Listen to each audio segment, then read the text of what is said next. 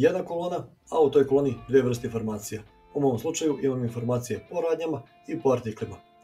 Hajde da vidimo kako se to rešava. Ovako izgledaju moji podaci, imamo dve kolone. Jedna kolona zove se količina, što je sasvim jasno i to je sve ok. Međutim, u ovoj drugoj koloni koja se zove radnja imam informacije i koja radnja je u pitanju i svi artikli koji su prodati u toj radnji. Gde nastaje problem? Kada scrollujem na dole, vidim da imam prvu informaciju next page. Zašto? Sistem iz kojeg vadim podatke prikazuje samo 50 artikala po stranici, tako da ako ima više artikala idu na sljedeću stranicu. Tako da kada eksportujem podatke imam čak i tu informaciju next page, zatim imam jedan prazan prostor, a onda se nastavlja. Ponovo piše radnja 1 i nastavljaju se artikli koji su prodati u radnji 1. Kada se završe svi artikli za radnju 1, piše radnja 2 i zatim svi artikli koji su prodati u radnji 2. Ako dobijem zahtjev u kojoj radnji je artikl 3 najviše puta prodat, neće biti laka analiza. Da bi olakšali ovu analizu, potrebno je da ove naše podatke prebacimo u format kao što je ovdje, da imamo posebnu kolonu za radnju, posebnu kolonu za artikal i posebnu kolonu za količinu. Jer kad imamo takvu strukturu podataka, pomoću pivot tabele možemo da lepo analiziramo količinu prodatih artikala po radnjama. Iako sada ovdje filtriramo na primjer artikal 3, gdje selektujemo sve, selektujemo samo artikal 3, idemo OK i vidimo da je u radnji 2 artikal 3 najviše puta prodat. A da bismo došli do ovakvih podataka, možemo koristiti ili Excel if funkciju, što ćemo sad da pokrijemo na početku, ili ćemo koristiti Power Query, što je automatizovan pristup i vidjet ćete na kraju mnogo lakše i dinamičnije. Idemo redom. Prvi način kako ovo možemo da uradimo jeste pomoću Excel if funkcije. If left od ove ćelije A2 i želim da provjerimo prvih 6 karaktera, zatvorimo zagradu. Ako je to jednako tekstu radnja, u tom slučaju kliknemo opet na A2 jer želimo to polje, znači želimo da piše radnja 2. U suprotnom kliknemo na polje iznad, što je u ovom slučaju C1. Zašto? Sad ćemo da vidimo. I zatvorimo zagradu, Enter i idemo redom. U ovom redu provjerava da li počinje tekstom radnja, počinje i upisuje radnja 1. Kada krenem da prevlačim ovu funkciju na dole, vidim da i dalje piše radnja 1. Zašto? Zato što na nivou ovog reda ovdje piše artikal 1, što nije radnja, znači ne počinje tekstom radnja i zato uzima tekst koji je iznad, u ovom slučaju radnja 1. Tako da sada kada privučemo na dole ovu funkciju, idemo do ovdje, svuda piše radnja 1 jer i ovdje, ako je next page, on uzima vrednost iznad. Ako je blank, uzima vrednost iznad. I sve dok ne dođe do radnje 2 i tu piše radnja 2. Tako da od tad pa na dole svuda piše radnja 2.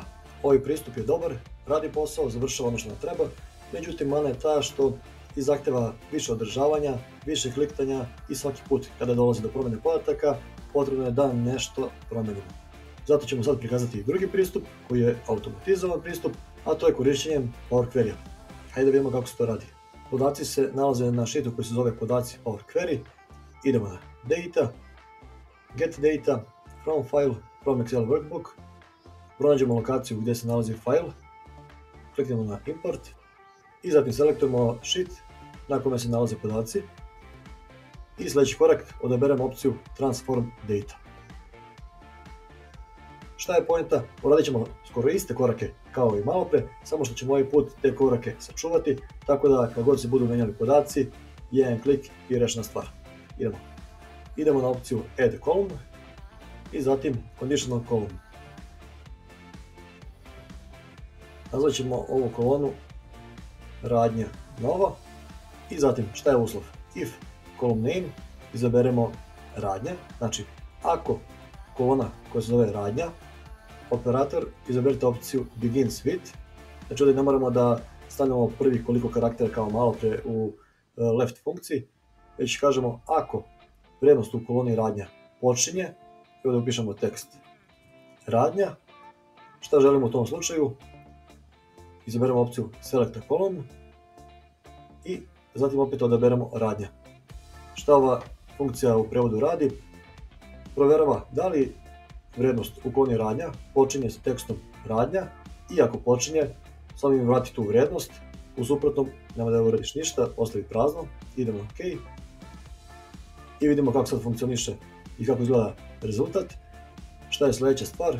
Kao malo prije što smo prevukli funkciju if, ovdje radimo opciju fill down. I sad se popunjava radnja 1, gdje god je bio blank, to je null, popunjava se do prve vrijednosti gdje je bila popunjena, znači gdje je pisalo radnja 2. Odatle piše radnja 2. Šta ćemo sad uradimo? Obrisat ćemo sve redove koji su višak, idemo u ovu kolonu koja se zove radnja i prvo što ćemo stvari uradimo, promijenit ćemo naziv. Ova kolona će sada se zove article, pošto ćemo tu da držimo samo artikle, radnja novo, rename u radnja. I sad idemo ponovo na kolonu article, na ovu strelicu, text filter, begins with i ovdje upišemo article. OK. Jer želimo da u toj koloni imamo samo informaciju o artiklima, brišemo sve gdje je pisalo radnja, brišemo sve gdje je pisalo next page i brišemo sve gdje je bio onaj prazan red. Šta još možemo dodatno da uradimo u Power Query-u? Možemo da zamenimo mjesta ukoliko je potrebno ovim kolonama, da ih napravimo onako kako nam odgovara. I kad smo zadovoljni kako sve to izgleda, idemo na Home, Close and Load, kreirat će se nova tabela, ovdje imamo sve informacije koje su nam potrebne i sad kad imamo ovakvu strukturu podataka, možemo da idemo na Insert, Pivot Table, OK, prevučemo artikle u redove, prevučemo radnje u kolone i količine u vrijednosti i sad ako je potrebno da vidimo koji artikal je najviše puta prodat, na primjer artikal 10, idemo na OK i vidimo da je artikal 10 najviše puta prodat u radnji 1. I za sam kraj, hajde da vidimo kako refreshamo podatke kada se pojave novi podaci. Trenutno vidimo samo 4 radnje. Ako se pojavi nova radnja, znači radnja 5, vidimo kako funkcioniše taj refresh. Samo ćemo da kopiramo prvi 5 artikala odavde. Idemo scroll dole, znači kakva je struktura, ide jedan blank red. Ovdje pastujemo ove stvari, samo će pisati radnja 5 i nek bude na primjer artikal 10 kao što smo tamo malo pre filtrirali i imat će vrijednost 1000. Idemo sad na ovaj sheet gdje se nalaze podaci, desni klik, refresh. Kad se vratimo na pivot tabelu, uradimo i refresh pivot tabele i vidimo da se tu nalazi sada i radnja 5 i artikal 10 sa vrijednošću od 1000. To je to. Nadam se da vam je ovaj klip pomagao. Do sljedećeg klipa, vidimo se.